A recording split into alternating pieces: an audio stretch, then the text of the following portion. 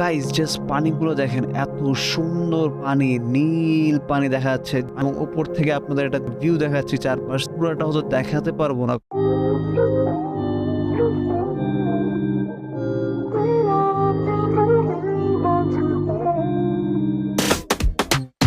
넌 생각이 많아 네 마음 가는 대로 해 에이.